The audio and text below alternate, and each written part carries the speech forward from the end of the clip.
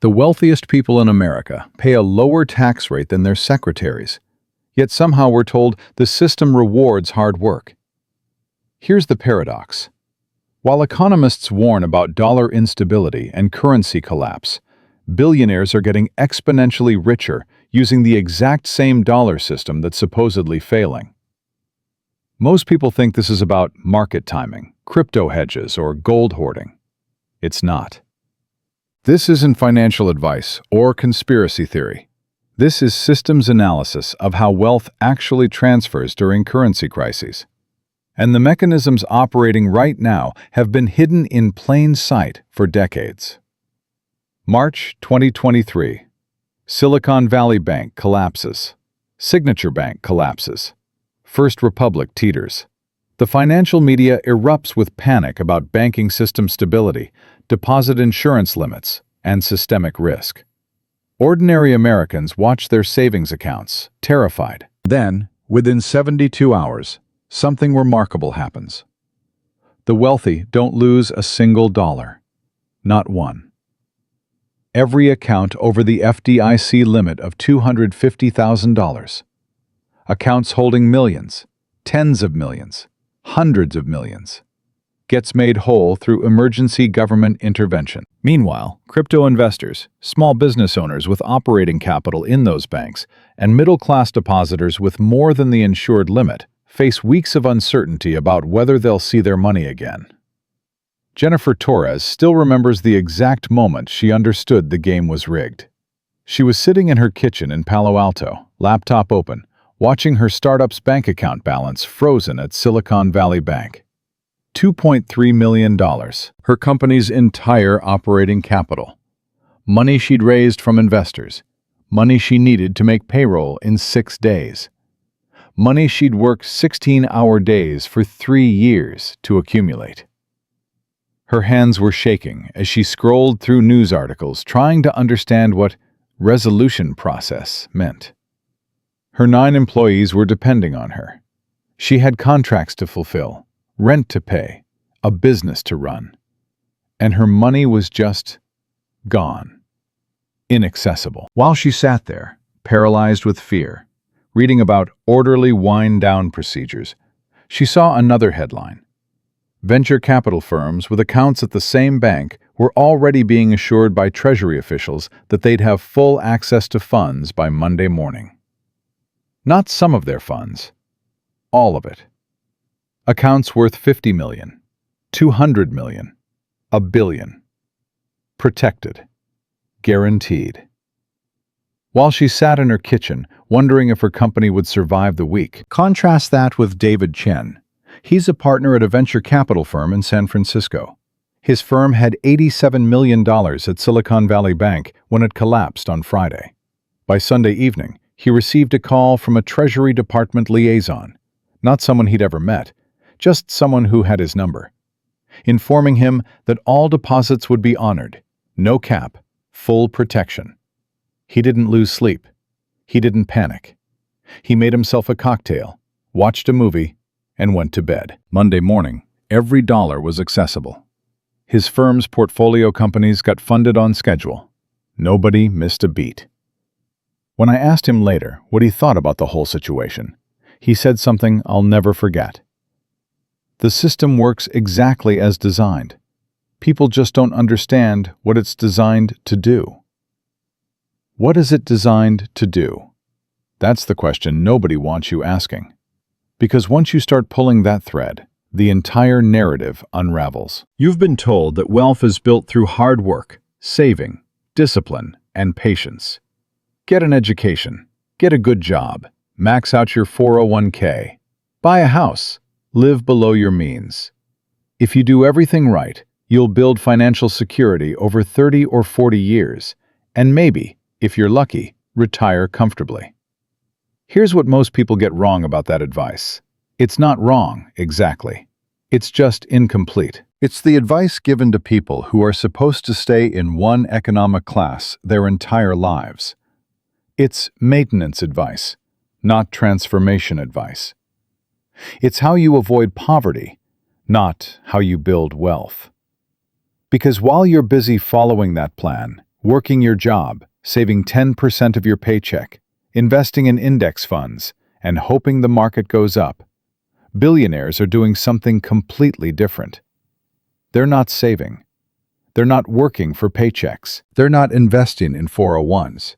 They're playing a different game entirely. A game where the rules are inverted, where debt is better than savings, where not paying taxes is legal, where crises make you richer instead of poorer, where the dollar collapsing doesn't destroy your wealth, it concentrates it.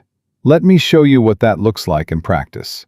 In 2008, during the financial crisis, the median American household lost 35% of its wealth. Housing prices collapsed. Retirement accounts evaporated. Jobs disappeared. It took most families over a decade to recover. But in that same period, the number of billionaires in America increased. Their collective wealth increased. How is that possible? How do you get richer during the worst economic crisis since the Great Depression? The answer is that crisis reveals structure. When the system is functioning normally, the mechanisms of wealth transfer are invisible. Everyone's moving in the same direction, rising with the tide. But when crisis hits, when the tide goes out, you see who's actually swimming and who's been standing on a platform the whole time. Rebecca Martinez worked as a real estate agent in Phoenix. She was 41 years old in 2008, divorced, raising 2 kids, and she'd built a decent business over 15 years. She made about $90,000 a year in commissions. Not wealthy, but comfortable. She had savings. She had equity in her own home. She was doing everything right. Then the market collapsed. In 6 months, her income dropped to almost nothing. Nobody was buying houses. Nobody was selling. The equity in her home vanished. She was underwater by $120,000 on a mortgage she'd been paying for 8 years. Her retirement account, which had $115,000 in it, dropped to $68,000. She watched, helpless, as half her life's work evaporated. She tried to refinance, but the banks wouldn't talk to her. She tried to get a loan modification, but the process took months and went nowhere. By 2010, she'd lost the house to foreclosure. Her credit was destroyed. She had to move into a rental apartment. She started over from almost nothing at age 43. Now contrast that with someone like Steve Schwartzman, CEO of Blackstone Group. When the 2008 crisis hit, Blackstone had access to cheap credit from the Federal Reserve, loans at near zero interest rates. They used that credit to buy thousands of foreclosed homes, the same homes people like Rebecca had lost. Bought them for pennies on the dollar, turned them into rental properties, and when the market recovered, sold them at enormous profit or kept them as cash-flowing assets. Schwartzman's personal wealth increased by billions during this period. He didn't cause the crisis, but he was positioned to profit from it in ways that someone like Rebecca never could have been. Why? What's the difference? It's not intelligence. It's not work ethic. Rebecca worked her ass off. It's not even luck. It's structure. It's understanding how the system actually operates and having the capital to exploit that understanding when opportunity appears. Here's the question you should be asking. If the dollar is in trouble, if we're heading towards some kind of currency crisis or economic instability, who's going to end up like Rebecca? And who's going to end up like Schwartzman? Because that crisis is being telegraphed right now. Central banks globally are buying gold at record rates. The BRICS nations are developing alternative payment systems. The dollar's share of global reserves is declining. National debt is at levels that would have been unthinkable 20 years ago. Whether it happens in 2 years or 10 years, some kind of monetary reset is coming. And when it does, the same pattern will repeat. Most people will lose wealth. A small group will consolidate it. Not because they're smarter or harder working, but because they understand the 5 mechanisms that transfer wealth during crisis. Mechanisms that have been tested through every economic collapse in modern history. Mechanisms that are legal, documented, and completely invisible to anyone who hasn't studied how billionaires actually operate. Michael Rodriguez thought he was prepared. He was 56 years old, owned a small manufacturing business in Ohio, employed 32 people, had about $4 million in net worth, mostly in his business and his home. He'd survived previous recessions. He considered himself financially savvy. When inflation started accelerating in 2021, he did what he thought was smart. Paid down debt, built up cash reserves, locked in fixed-rate contracts with his suppliers. By mid-2023, he was sitting on $700,000 in cash, thinking he'd protected himself. But inflation was running at 8%. That cash was losing $56,000 in purchasing power per year.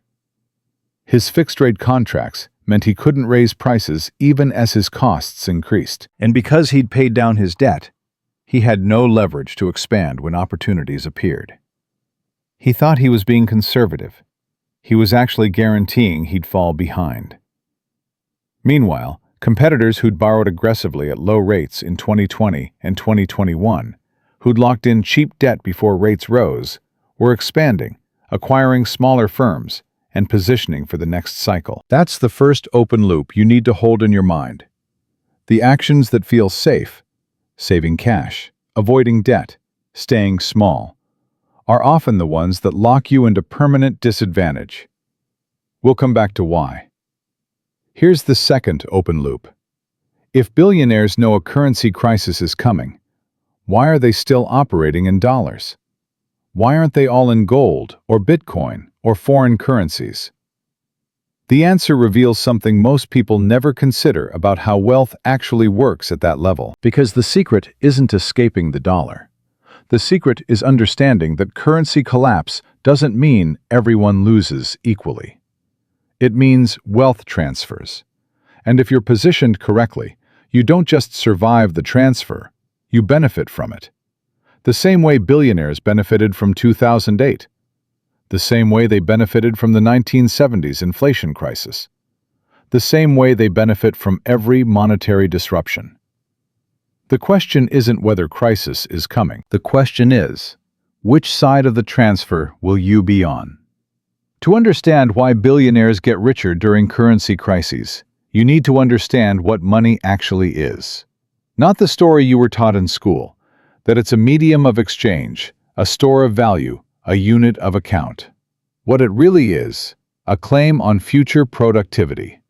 When you hold dollars, you're holding a promise that someone, somewhere, will do work or produce goods that you can claim in exchange for those dollars. The system only functions if people believe that promise will be honored. Now, here's what makes this fascinating. The value of that promise isn't fixed. It fluctuates based on how many promises are in circulation and how much actual productivity exists to back them up. When a government prints more money, which is what quantitative easing and stimulus spending do, they're issuing more promises without increasing the underlying productivity. Each individual promise becomes worth less. That's inflation. Not complicated, just rarely explained clearly. But here's the mechanism most people miss. Inflation doesn't affect everyone equally. It transfers wealth from people who hold cash to people who hold assets. Let me show you how this works with a simple comparison. Imagine you have $100,000 in a savings account earning 1% interest. Inflation is running at 7%. Every year, your purchasing power decreases by 6%. In 10 years, your $100,000 has the buying power of about $54,000. You didn't spend it. You saved it, did everything responsible, and you lost almost half its value.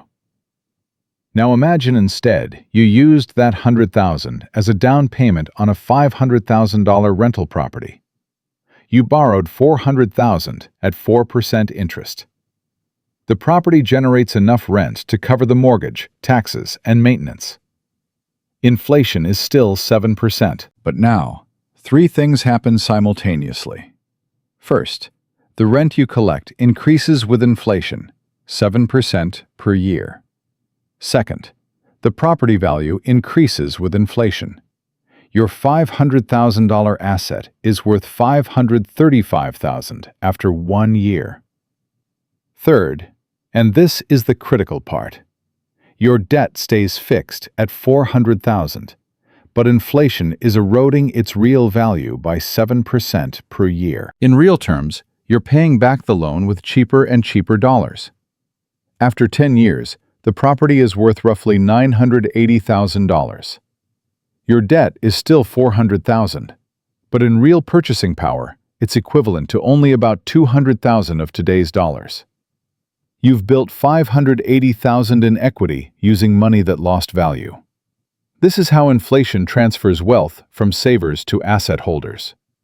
It's not a side effect, it's the mechanism. Catherine Wu understood this at age 28, which is younger than most people ever figure it out. She was working as a software engineer in Austin, making $115,000 per year. In 2019, she had $70,000 saved.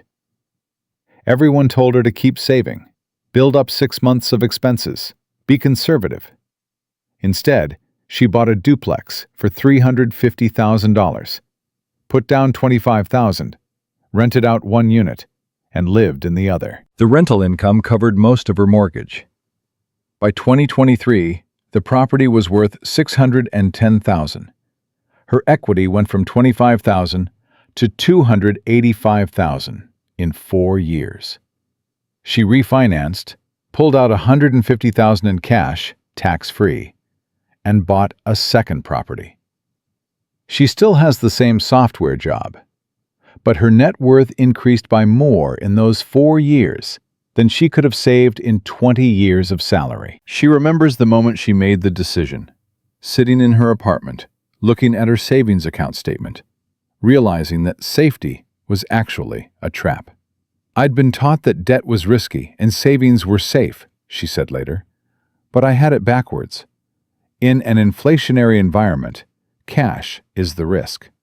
Contrast that with David Palmer. He was 52 in 2019, had been a teacher for 28 years, had $190,000 in his 403(b) retirement account, and another $80,000 in a high-yield savings account. He was proud of that savings account. He'd spent years building it up as his emergency fund. When inflation started accelerating in 2021, financial advisors on TV told him to stay the course. Don't panic. Markets always recover. So he held. By 2024, his 403(b) had recovered from its 2022 losses and was worth about $205,000, a modest gain. But his $80,000 in savings had lost over $20,000 in purchasing power. The money was still there. The number hadn't changed. But what it could buy had shrunk dramatically. He was planning to retire at 65. Now he's thinking 70, maybe 72. He did everything right according to conventional wisdom, and he's working an extra 7 years because of it. This is the first mini-climax you need to grasp. The advice given to ordinary people, save money, avoid debt, be conservative, is specifically designed for a deflationary environment or a stable currency. But we haven't had that in 50 years. Since 1971, when Nixon took the dollar off the gold standard, we've had a purely fiat currency managed by the Federal Reserve with a stated goal of 2% inflation. 2% sounds small, but it means your money is designed to lose half its value every 35 years. The system is built to penalize savers and reward borrowers, and nobody tells you this. Here's the callback to part 1. Remember Rebecca Martinez, the real estate agent who lost everything in 2008?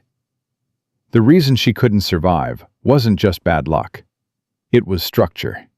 She had income, not assets. When her income disappeared, she had nothing generating cash flow to sustain her. Meanwhile, people like Schwartzman had assets that generated income, regardless of whether they personally showed up to work. The asset structure survived the crisis. The income structure didn't. But here's where it gets deeper. It's not just that assets protect you during crisis. Assets become more valuable during crisis because of how the Federal Reserve responds. Every time there's an economic shock, 2001 dot-com crash, 2008 financial crisis, 2020 pandemic, the Fed does the same thing. They drop interest rates to zero and inject trillions into the financial system. This is called quantitative easing. The stated goal is to stimulate the economy, help people keep their jobs, prevent depression. That's the narrative. The mechanism works differently.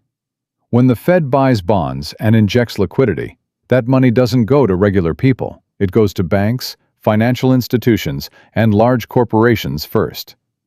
They use it to buy assets, stocks, real estate, companies.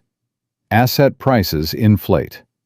If you own assets, you get richer. If you don't own assets, if you're just holding cash or living on a salary, you watch everything get more expensive while your purchasing power declines. Here's the micro hook at minute 4. This isn't a bug in the system. This is the system working as designed.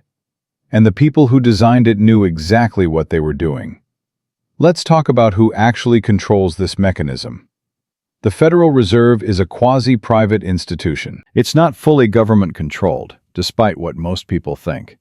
It's owned by member banks. When the Fed makes policy decisions, who's in the room?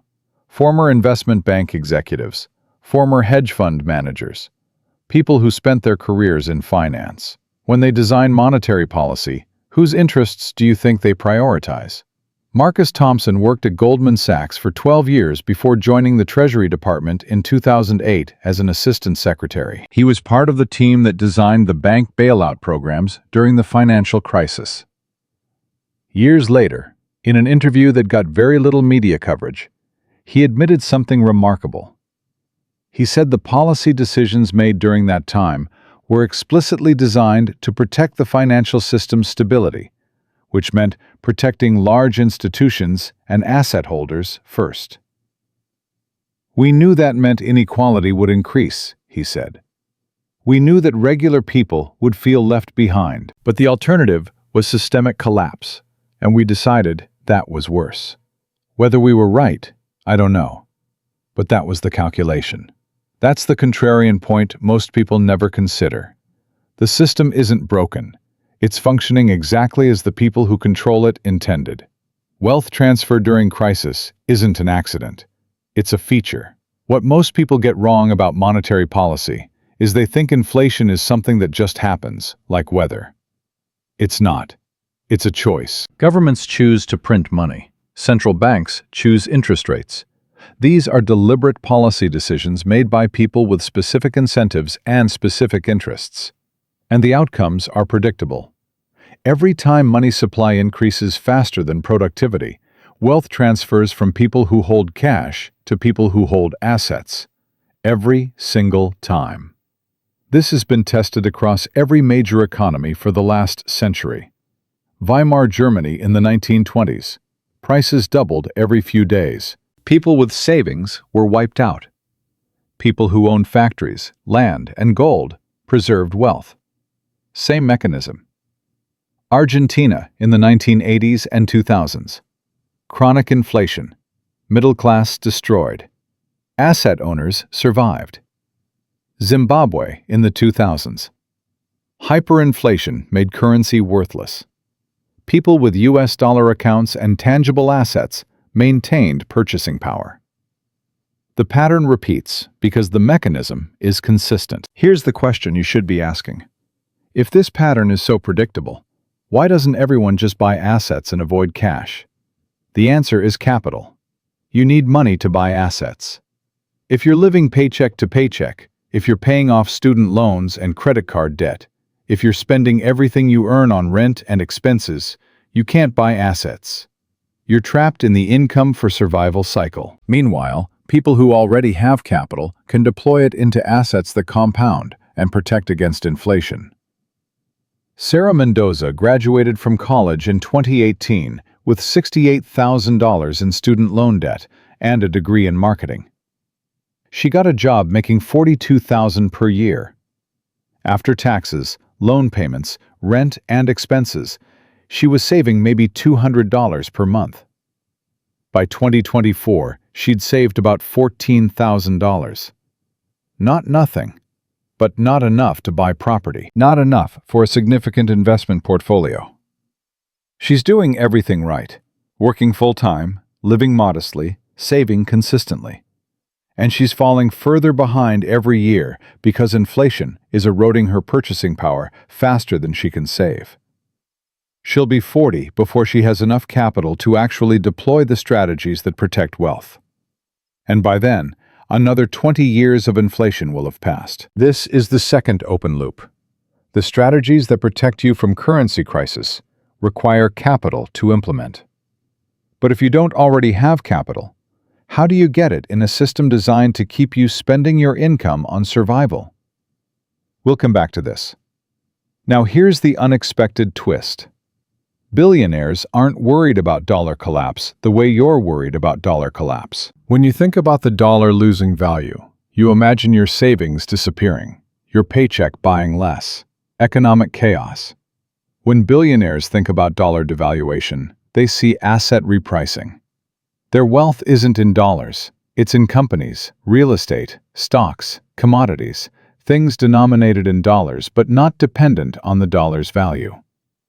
If the dollar loses half its value, their assets don't disappear, they just get repriced in the new monetary environment. A $10 million building becomes a $20 million building in devalued dollars. The building hasn't changed, the measuring stick changed. This is why billionaires can simultaneously acknowledge that the dollar faces long-term challenges while continuing to operate primarily in the dollar system. They're not trapped in dollars the way you are. They're using dollars as a tool to acquire things that transcend any single currency. Richard Hayes ran a mid-sized construction company in Florida. He had $12 million in revenue, employed 47 people, and thought he understood business. In 2020, when the pandemic hit and the Fed started printing money, he kept his company's reserves in cash.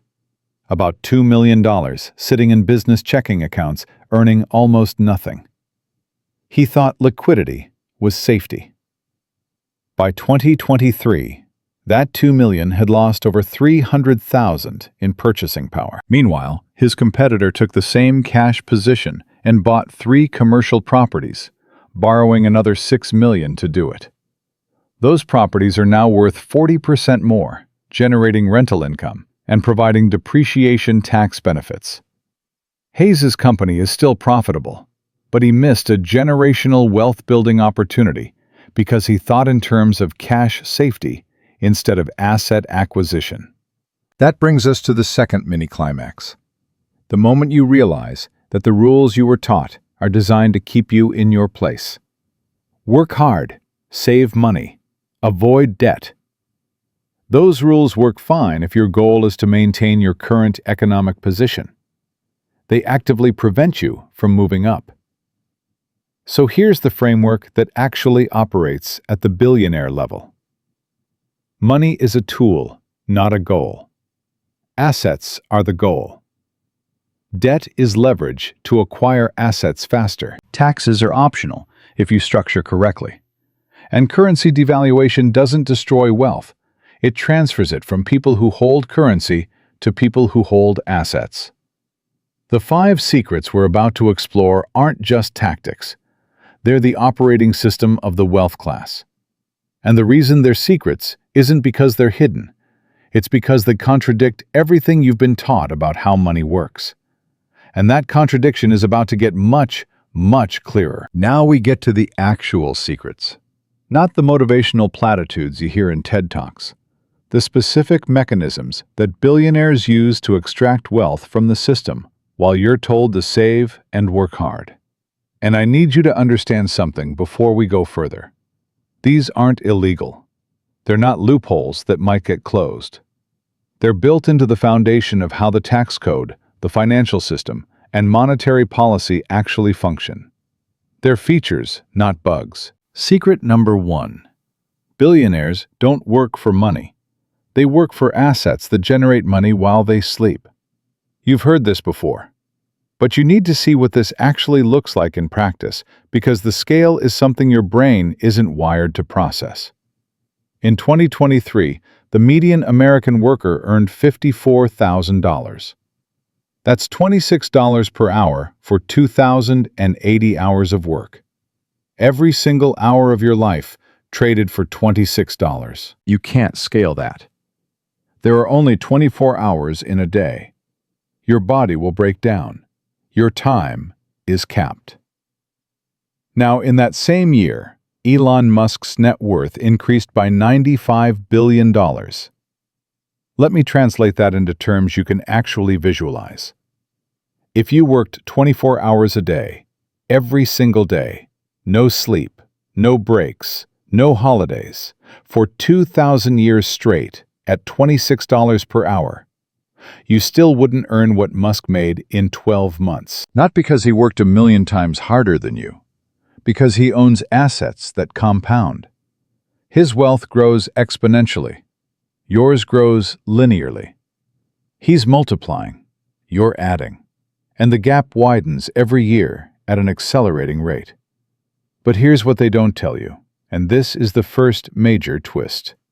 Musk didn't start with billions. None of them did. What they started with was the understanding that the goal isn't to make money, it's to acquire assets that make money. Once you see that, your entire financial strategy inverts. You stop asking, how can I earn more? And start asking, what assets can I acquire? James Mitchell learned this the hard way. He was a corporate lawyer in Chicago, making $280,000 per year by age 38. He felt successful. He was in the top 5% of earners. He saved diligently, maxed out his 401k, put money in index funds. By 45, he had about $900,000 in his retirement accounts and $200,000 in savings. He thought he was on track for a comfortable retirement. Then he met a client who was 3 years younger than him and had a net worth of $18 million. Not from a higher salary. The guy had started with $80,000, bought a small apartment building, leveraged the equity to buy another, then another, and built a portfolio of cash-flowing properties. Mitchell remembers sitting in that meeting, looking at the portfolio summary, and realizing that 7 years of his 401k contributions had generated less wealth than this guy made in rental income in 4 months. I felt physically ill, he told me later. I'd done everything right according to conventional wisdom, and I was going to work until I was 70. He was going to retire at 45. We didn't have different work ethics. We had different structures. That's the callback to part 2. Structure beats effort, every single time. Secret number 2. Billionaires use debt as a tool. You've been taught that debt is bad. Pay it off fast. Live debt-free. And for you, that advice makes sense because the debt available to you is designed to extract wealth. Credit cards at 24% interest, student loans at 7%, car loans at 6%. These are consumer debts. They're liabilities that transfer money from your pocket to banks every month. This kind of debt keeps you poor. But billionaires don't use consumer debt. They use leverage, and leverage is completely different. Here's how it works, and pay attention because this is the mechanism that turns millions into billions. Imagine you have $100,000 in cash. You could buy one property worth $100,000, or you could put that $100,000 down on 5 properties worth $500,000 total, borrowing $400,000 at 4% interest. Those properties generate rental income. Let's say each property cash flows $2,000 per year after expenses. That's $10,000 total annually, a 10% return on your $100,000. But you're not done. The properties are also appreciating. Real estate appreciates at roughly 3 to 4% per year. On $500,000 in assets, that's $15,000 to $20,000 per year in equity growth that you didn't have to work for. Now here's where it gets beautiful. When those properties appreciate, you refinance. You pull that equity out tax-free, and this is critical. You don't pay taxes on refinanced equity and use it to buy more properties. Now you're compounding. Now you're scaling. In 10 years, your initial 100,000 has turned into millions in equity, and you're generating 6 figures in annual cash flow. This is how billionaires turn millions into billions. They use debt as a lever to multiply capital. And they do it over and over again. But here's the micro hook at minute 4. Why can they borrow at 4% while you're paying 24% on credit cards? The answer reveals the entire game. Banks assess risk based on assets and income. If you're borrowing to buy a depreciating consumer good, like a car, or to cover living expenses on a credit card, you're high risk. You have no collateral. The bank charges high interest to compensate. But if you're borrowing to buy an appreciating asset like real estate, and you already have assets as collateral, you're low risk. The bank charges low interest. The system is designed to make it expensive for poor people to borrow and cheap for rich people to borrow. This isn't an accident. This is structural. Daniel Shapiro understood this by age 29. He was making $75,000 per year as a software developer. He saved $40,000. Instead of paying off his student loans, which were at 5.5% interest, he used that $40,000 as a down payment on a $200,000 duplex. He rented out one side, lived in the other, and the rental income covered most of his mortgage. 2 years later, the property was worth $260,000. He refinanced, pulled out $50,000 in equity, tax-free, and bought another property. By 35, he owned 4 properties with a combined value of over $1 million and was generating $58,000 per year in rental income. He still had his day job, but the rental income meant he didn't need it.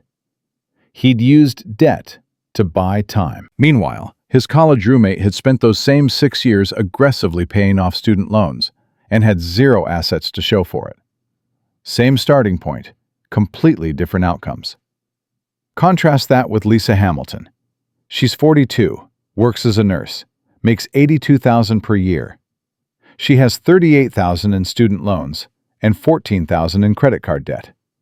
She's been paying them down for years, making extra payments, doing everything Dave Ramsey told her to do. By the time she's debt-free, she'll be 47. Then she can start saving for a down payment, maybe buy property at 50. The system gave Daniel cheap debt to build assets. It gave Lisa expensive debt that keeps her working until she's 70.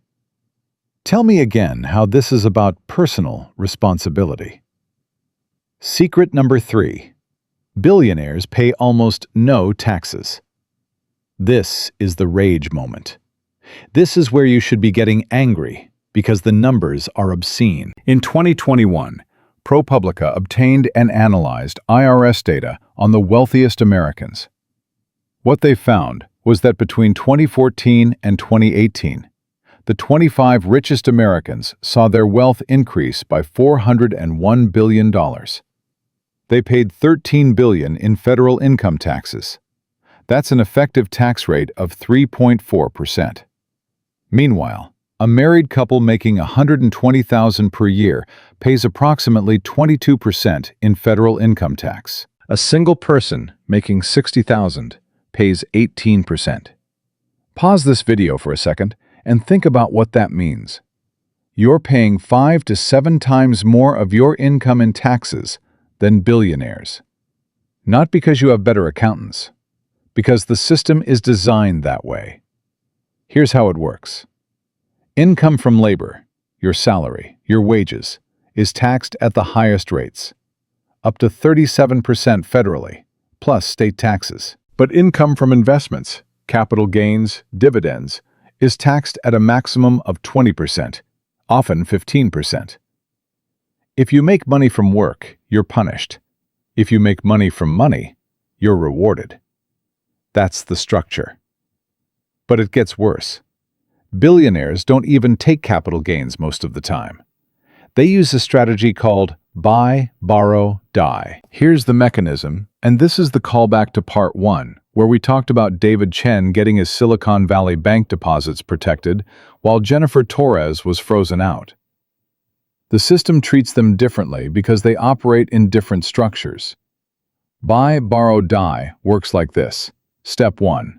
Buy assets that appreciate: stocks, real estate, businesses. Hold them forever, never sell. Why? Because if you sell, you trigger capital gains taxes. Step 2. When you need cash, borrow against the assets. Banks will lend you money using your stock portfolio or real estate as collateral. You get cash without selling, so there's no taxable event. And here's the beautiful part for them. The interest on that loan is often tax-deductible. They're getting cash tax-free and deducting the cost of getting it. Step 3. Die. When you die, your heirs inherit the assets with a stepped-up basis, meaning if you bought stock for $1 million and it's worth $1 billion when you die, your heirs inherit it at the $1 billion valuation. All that appreciation, $999 million, is never taxed. Ever. The tax code literally erases the gain.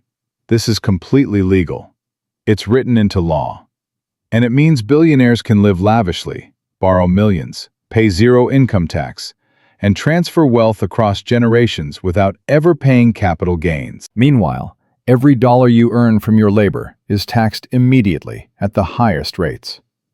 Maria Santos works as a physical therapist in Denver. She makes $96,000 per year. She pays $23,000 in federal and state taxes.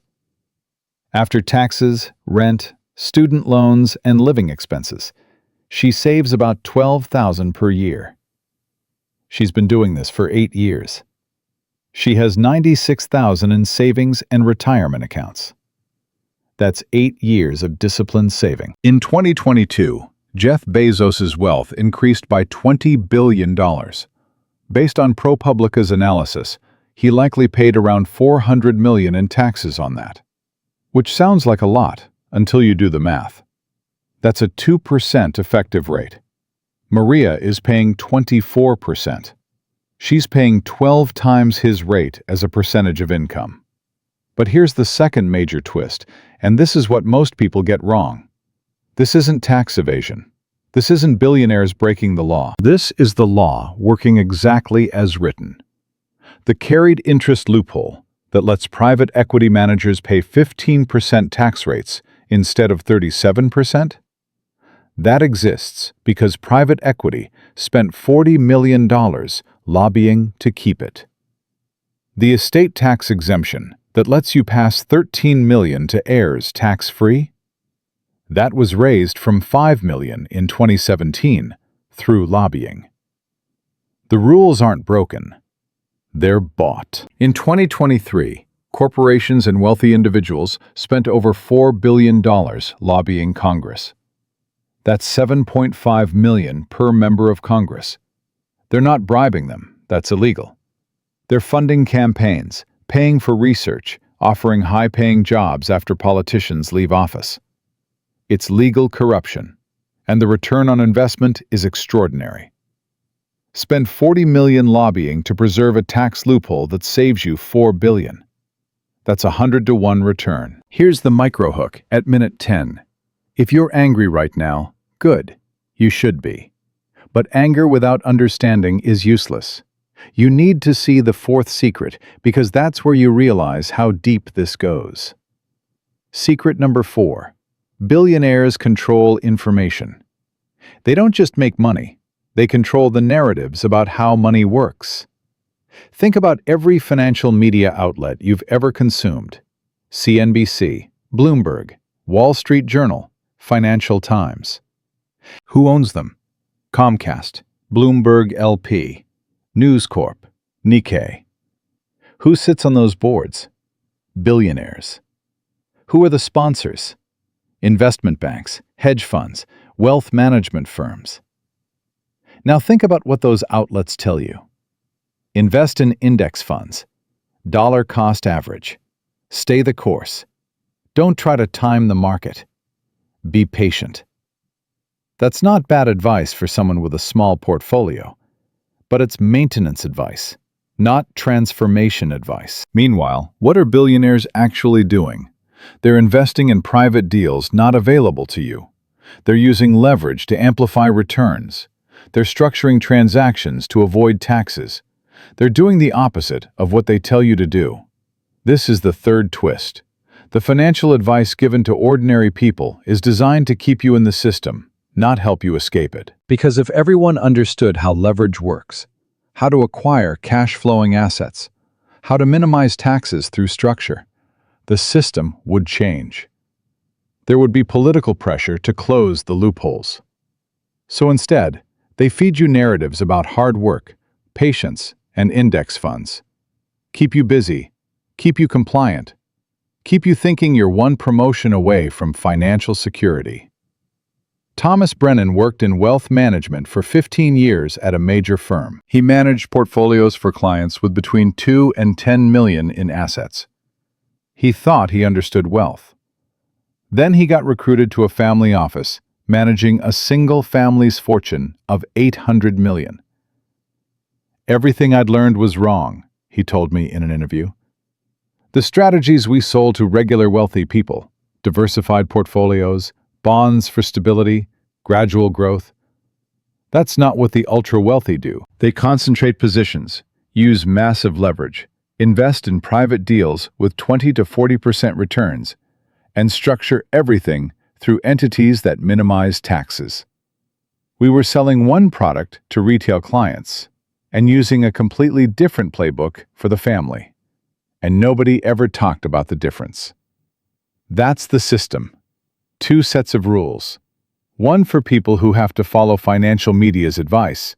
One for people who can hire teams to exploit the actual mechanisms. But here's the rage moment you need to sit with.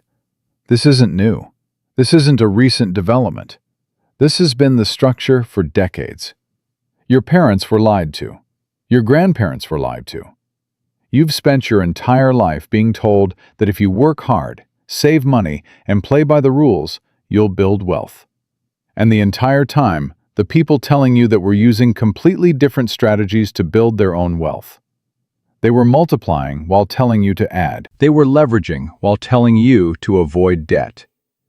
They were minimizing taxes through structure, while you paid full freight on every dollar earned.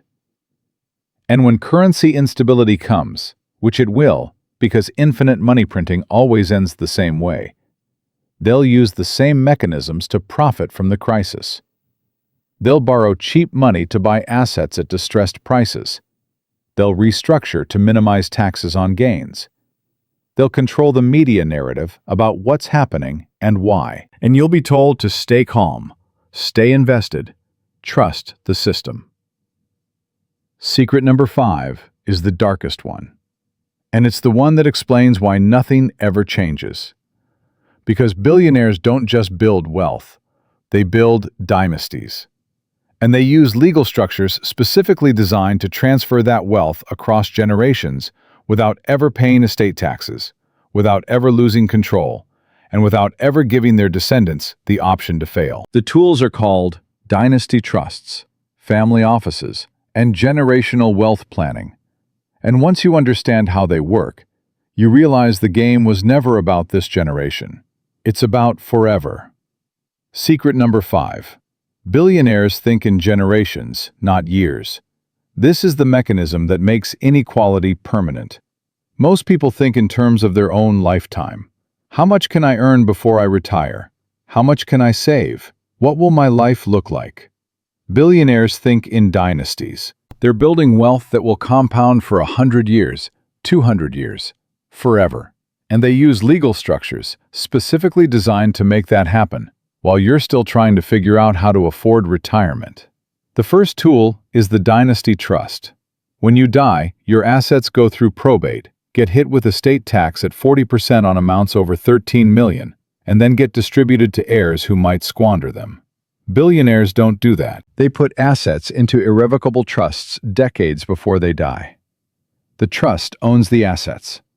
The billionaire no longer personally owns them, but they control the trust. They decide how money is invested, how it's distributed, who benefits. And because the trust owns the assets, when the billionaire dies, nothing goes through estate tax. The wealth passes to the next generation completely intact. But it's even more powerful than that. Some states, Delaware, South Dakota, Nevada, have abolished something called the rule against perpetuities. That means a trust can legally last forever. You can create a dynasty trust that compounds wealth for your children, grandchildren, great-grandchildren, for centuries. Here's what that looks like in practice. And pay attention, because these numbers will break your brain. Let's say you put 10 million into a dynasty trust today. It compounds at 8% per year. In 50 years, that's 469 million. In 100 years, that's 22 billion. In 200 years, that's 485 trillion. And none of it ever gets touched by estate tax, because it's inside the trust structure. This is how the Rockefellers have stayed wealthy for over a century, how the Waltons still control Walmart, how the Mars family still controls Mars Incorporated. It's not luck, it's structure. They built legal entities that can own assets, generate income, and pass wealth across generations without ever triggering the taxes that destroy normal family wealth. Now let me show you what this looks like in real human terms over decades. In 2014, Amanda Peterson was 32 years old, working as a marketing manager in Seattle, making $85,000 per year. She was doing well. She had $40,000 saved, contributed to her 401k, lived responsibly. Her financial advisor told her she was on track. If she kept saving 15% of her income and got 7% average returns, she'd have about $1.8 million by age 65. Enough to retire comfortably. She believed the plan. She followed it. 10 years later, in 2024, she's 42. She's now making $112,000, got some raises, switched jobs once. Her 401k has about $320,000 in it. Sounds good, right? Except inflation over those 10 years averaged about 5%. In 2000, $14, her $320,000 has the purchasing power of about $196,000. She's been saving for 10 years, and her real wealth has barely moved. She's on a treadmill, running hard, staying in place. By 2034, if patterns continue, she'll have that $1.8 million her advisor promised. But in 2014 purchasing power, it'll be worth about $900,000. She'll be 65 years old, finally able to retire. And her nest egg will buy half what she was told it would. She'll work until 70, maybe 75. She did everything right. The system just moved the goalposts while she was playing. Contrast that with Brandon Walsh. In 2014, he was 35, working in tech sales, making $90,000 per year. He had $50,000 saved. But instead of putting it in a 401k, he used it as a down payment on a $250,000 triplex. He rented out 2 units, lived in one. The rental income covered his mortgage. By 2017, the property was worth $380,000. He refinanced, pulled out $100,000 in equity, tax-free, and bought another property. By 2020, he owned 3 properties worth a combined $1.2 million, with about $400,000 in debt. The 2020 to 2021 real estate surge pushed those properties to $1.9 million. By 2024, his real estate portfolio is worth $2.4 million. His debt is still about $400,000. His equity is $2 million, and he's collecting $68,000 per year in rental income after expenses. Here's the trajectory. By 2034, assuming modest appreciation and continued rent growth, His portfolio will be worth approximately $4 million. His rental income will be around $115,000 per year. He'll be 55 years old and completely financially independent. He can work if he wants. He doesn't have to. Meanwhile, Amanda will be 65, still working, with half the retirement purchasing power she was promised. They started in almost the same place. 10 years apart now, they'll be in different universes by 2034. Not because Brandon worked harder, because he understood the structure. But here's the first microhook. It gets darker. Because Brandon's children will inherit those properties with a stepped-up basis. No capital gains tax. Ever. And if Brandon's smart, which he is, he'll put those properties into a trust before he dies. His kids will inherit a cash-flowing asset base worth millions, completely intact. Amanda's kids will inherit whatever's left of her 401k after taxes and elder care expenses. Maybe $400,000, maybe less. Brandon's grandchildren will be wealthy. Amanda's grandchildren will be middle class.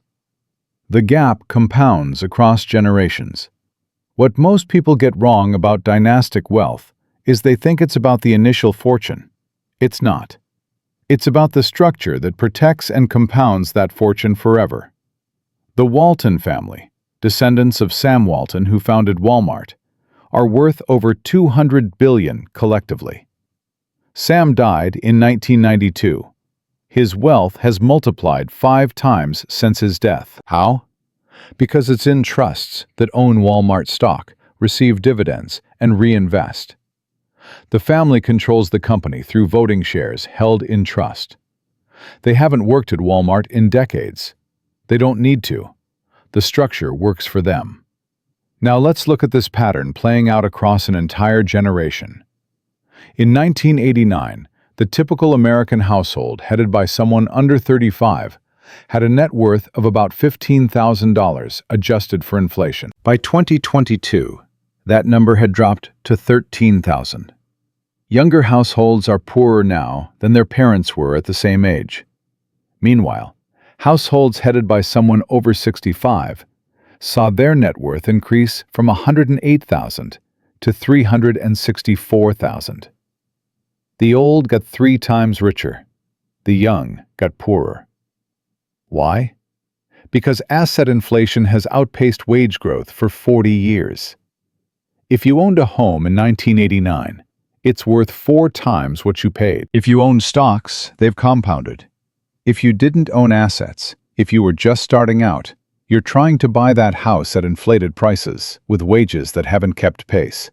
The ladder got pulled up, and the wealth gap between generations is now wider than it's been in a century.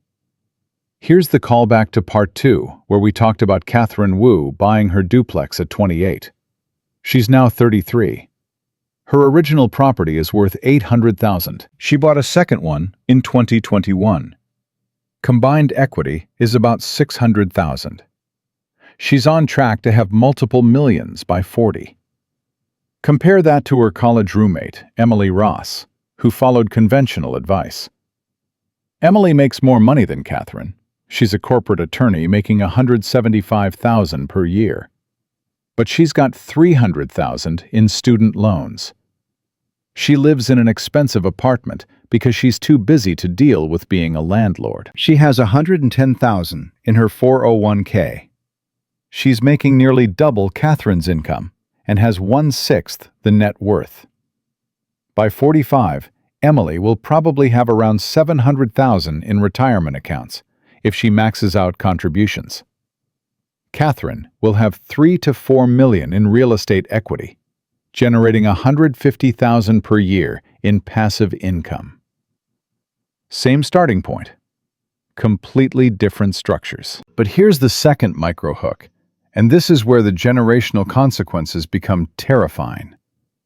Emily will work until 65, maybe 70. She'll retire with a decent nest egg. But when she dies, her kids inherit a 401k that gets taxed as ordinary income when distributed.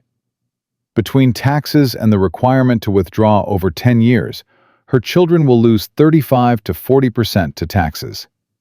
Catherine's children will inherit properties with stepped-up basis, zero capital gains tax.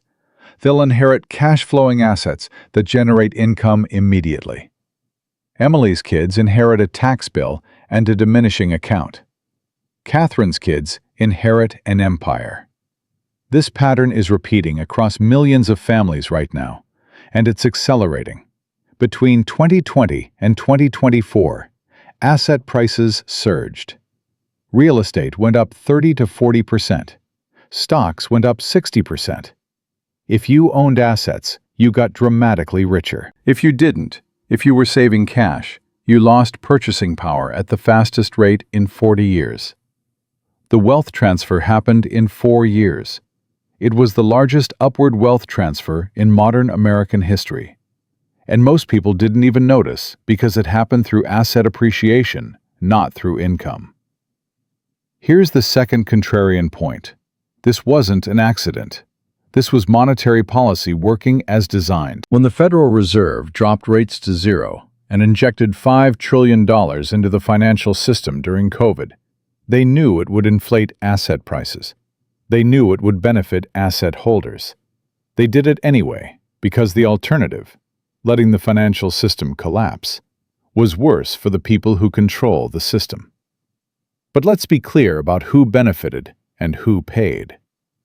Michael Torres owned a small restaurant in Austin. In March 2020, it shut down. He applied for PPP loans, got some help, managed to stay afloat. By 2021, he'd survived, but his costs had increased: food, labor, rent. He raised prices. Customers complained. His margins shrank. By 2024, after 4 years of grinding, his restaurant is worth about the same as it was in 2020. Maybe a little less. He's 51 now. He'll work until he dies because the restaurant is his only asset, and it's not growing in value fast enough to provide an exit. Meanwhile, venture capitalist Jennifer Aldrich saw her portfolio increase from $800 million in 2020 to $1.4 billion by 2024. She didn't work harder. Her portfolio companies got revalued upward as cheap money flooded into tech. She made $600 million in 4 years by owning assets in a zero-interest rate environment. Her effective tax rate on that gain? About 4%, because most of it is unrealized appreciation that won't be taxed until she sells, which she won't do because she'll borrow against it using the buy, borrow, die strategy. Let me show you what this looks like extrapolated forward. In 2024, the bottom 50% of Americans own about 2% of total wealth. The top 1% owns about 32%. If current trends continue, and there's no reason to think they won't, by 2034, the bottom 50% will own less than 1%. The top 1% will own close to 40%.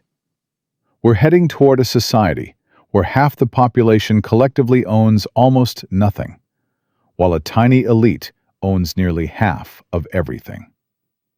You think I'm exaggerating? Look at the numbers from the last 40 years. In 1989, the top 1% owned 23% of wealth. In 2024, they own 32%. That's a 9 percentage point increase in 35 years. If that trend continues for another 10 years, 40% is exactly where we're heading. And here's the callback to Part 3, where we talked about dynasty trusts. Those structures mean this wealth won't dissipate. It'll compound forever. The families that built wealth in this generation will stay wealthy for 10 generations. The families that didn't own assets will stay poor. Mobility will freeze. We're building an aristocracy, not through titles and bloodlines, through trusts and tax code. But here's the twist nobody talks about. Some countries have resisted this pattern. Germany, for example, has much stronger wealth redistribution through inheritance taxes and social programs. The wealth gap between top and bottom is still significant, but it's not accelerating the way it is in America. Why? Because they made different policy choices. They decided that dynastic wealth was socially corrosive and designed a tax system to prevent it. America made the opposite choice. We decided that protecting dynastic wealth was more important than social mobility. That wasn't an accident. That was lobbying, campaign contributions, and political will. So here's the question you should be asking. Is this reversible? Can policy change? Theoretically, yes. Practically, look at who controls the policy-making process. Look at who funds campaigns. Look at who owns media outlets that shape public opinion about taxes and wealth. The people who benefit from the current system are the same people with the power to change it. Why would they? Carlos Mendez is 28 years old right now in 2024. He's got $65,000 in student debt, makes $58,000 per year as a teacher, has $4,000 in savings. If he follows conventional advice, pay off debt, then save, then invest, he'll be debt-free by 36. He'll start building wealth at 36. By 46, he'll have maybe $200,000 in retirement accounts. By 66, maybe $1.2 million if everything goes perfectly. And by then, $1 million will buy what $300,000 buys today. He'll retire poor after 40 years of work. Contrast that with Sophia Zhang. She's also 28 in 2024. She makes $62,000 as a software engineer. But she house-hacked, bought a duplex, lives in one side, rents the other. She's using student loan forbearance programs and income-based repayment to minimize payments while investing the difference. By 36, she'll own 3 properties. By 46, she'll have $2.5 million in real estate equity. By 66, she'll have an 8-figure net worth and passive income that exceeds what most people earn working full-time. Same generation, same economy, completely different trajectories. The system doesn't collapse suddenly. It just slowly, methodically transfers wealth from people who don't understand the mechanisms to people who do. From people who work for money to people whose money works for them. From people who pay full taxes to people who structure around them. From people who save in cash to people who own appreciating assets. And if currency instability comes, which it will, because every fiat currency in history eventually fails, the transfer will accelerate. Because the mechanisms we've discussed don't just protect you during crisis, they position you to profit from crisis. That's what happens next. So where does this leave us in 2024, heading into 2025?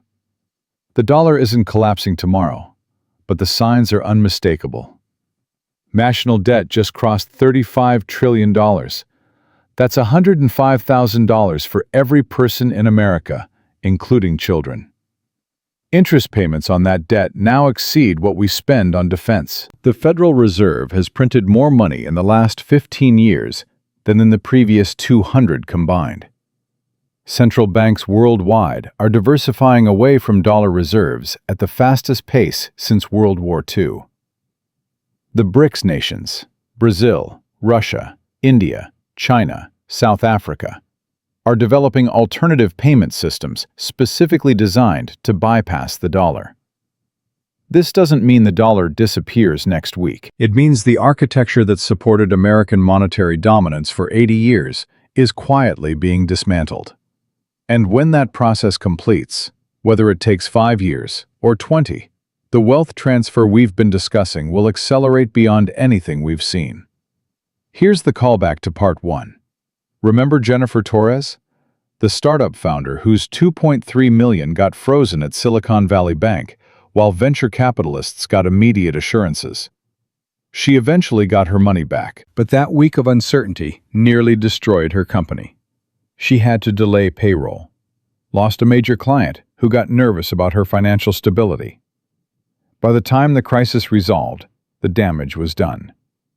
Her company is still operating, but she's had to take on debt to recover. Meanwhile, the VCs who got protected immediately? They deployed capital into distressed startups at favorable valuations. They profited from the crisis that nearly destroyed her. That pattern, protection for asset holders, exposure for everyone else, is what happens during every financial shock. And as monetary instability increases, those shocks will come more frequently. You need to understand which side of that divide you're on. Not in theory, in structure. Here's what billionaires are actually doing right now, not what financial media says they're doing. They're borrowing massively at still relatively low rates. They're acquiring hard assets, real estate, energy infrastructure, commodities, businesses that produce essential goods. They're restructuring debt to lock in favorable terms before rates potentially spike further. They're moving wealth into trusts and offshore structures that protect against policy changes. They're not running from the dollar. They're using the dollar as a tool to acquire things that will hold value, regardless of what happens to currency. Marcus Chen is a family office manager in New York. He oversees $800 million for a single family. In the last 18 months, his strategy has shifted dramatically. "We've reduced cash positions to near zero," he told me in a recent conversation. "Everything is deployed into income-generating assets or inflation hedges. Real estate, energy partnerships, water rights, farmland. Things people will need regardless of monetary policy." The family isn't worried about the dollar collapsing. They're positioned to benefit from dollar devaluation because their wealth is in assets that get repriced upward when currency weakens.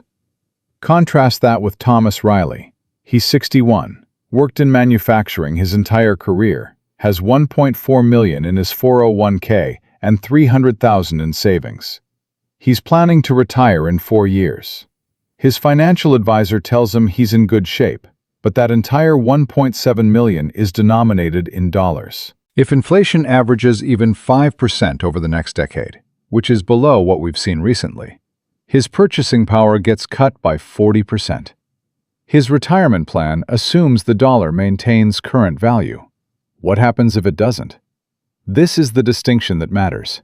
Your wealth isn't the number in your bank account. It's what that number can buy. And if the measuring stick changes, the number becomes meaningless. Here's the framework I want you to consider, not as financial advice, but as analytical questions. First, what percentage of your wealth is in cash versus assets? If it's mostly cash, you're exposed to currency risk. Second, if your income disappeared tomorrow, how long could you survive on passive cash flow from assets? If the answer is 0 days, you don't have wealth, you have a job. Third, do you understand the tax structures that minimize your liability? Or are you paying full freight on every dollar earned? These aren't judgment questions. They're diagnostic questions. They tell you which side of the wealth transfer mechanism you're on. Let me revisit the human stories from earlier parts and show you where they are now. Remember David Palmer from Part 2? The teacher who had $80,000 in savings that lost purchasing power to inflation? He's 57 now. He recently calculated that he'll need to work until 71 to maintain his planned retirement lifestyle. He's not doing anything wrong. He's just in a structure that penalizes savers.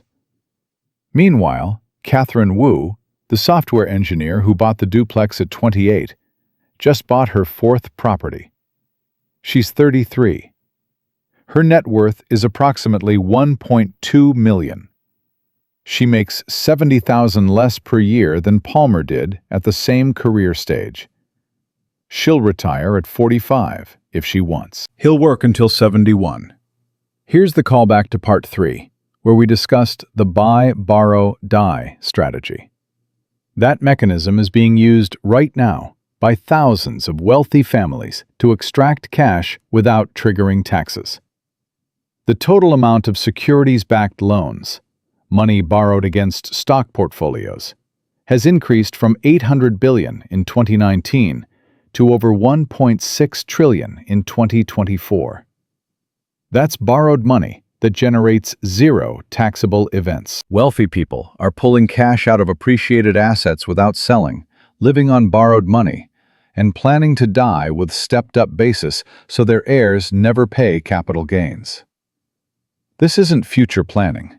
This is operating procedure right now. Sarah Blackwell runs a tax advisory firm for high-net-worth clients. Her smallest client has a net worth of $50 million. "The strategies haven't changed in decades," she said. "We're just using them more aggressively now because clients sense instability coming. They want to lock in favorable structures before potential policy changes. Every client is setting up trusts, moving assets into entities, maximizing depreciation deductions. We had one client last year who made $18 million in real estate appreciation and paid $4,000 in federal tax. Completely legal, just structured correctly." Here's the unexpected twist. You can use modified versions of these strategies even if you're not wealthy. You can't create a dynasty trust with $10 million. But you can create a small trust to pass assets to your kids with more favorable terms than direct inheritance.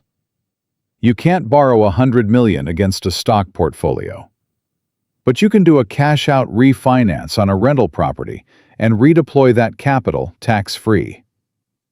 You can't hire a family office, but you can work with a CPA who understands business structures instead of just filing W-2 returns. The mechanisms scale down. They don't disappear. This is the callback to Part 4, where we showed generational trajectories. The gap between people who understand these mechanisms and people who don't will widen dramatically over the next decade. Not because of luck, because of structure. The system is visible. The tools are accessible. Most people just never learn they exist. But here's the contrarian point I need you to understand. This isn't a call to abandon the system or prepare for collapse. The wealthiest people in the world aren't preppers building bunkers. They're participants building empires. They understand that monetary instability doesn't destroy wealth. It reorganizes it. And they position themselves to benefit from the reorganization. The question isn't whether the dollar will face challenges. It will. The question is whether you'll be positioned to survive those challenges or exploited by them. And that positioning happens now, during relative stability, not during crisis when options narrow and prices spike. Let me bring this full circle with one final story. Rebecca Martinez, remember her from Part 1? The real estate agent who lost everything in 2008? She's 62 now. She never fully recovered. She rents an apartment, works part-time, relies heavily on Social Security. The crisis didn't just set her back. It ended her wealth-building trajectory. Meanwhile, the Blackstone Group, which bought thousands of foreclosed homes during that crisis, now manages real estate assets worth over $300 billion. They profited from the exact crisis that destroyed her. That wasn't personal. That was structural. And the same structure is operating right now, preparing for the next crisis. The question you have to answer is simple. When the next disruption comes, and it will come, which side of that transaction will you be on? This isn't about predicting timing. It's about understanding systems. The 5 secrets we've discussed aren't tricks or hacks. They're the operating system of wealth transfer. Assets over income. Leverage over savings. Structure over taxes. Information control. Generational thinking. These mechanisms have worked through every economic cycle, every crisis, every currency disruption for the last century. They'll work through the next one. You won't become a billionaire by understanding this, but you can stop being a pawn in their system. You can start building real wealth that compounds across time instead of erodes. You can position your family for the transfer instead of being the one transferred from. The game is rigged, but the rules are visible, and once you see them, you can't unsee them. The only question left is what you do with that knowledge, because the people who control the system are counting on you to do nothing. They're counting on you to stay in your job, save in cash, follow conventional advice, and accept that wealth building is slow and patient and for other people. They're counting on you not asking uncomfortable questions about why the rules are designed the way they are. But you know now. You know what they know. You know the 5 secrets they've spent billions making sure you never figured out. What you do with that knowledge will determine everything, not just for you, but for your children and their children and every generation that follows. The wealth transfer isn't coming. It's happening. Every day. Every hour. While you're reading this, the only question is, which side are you on?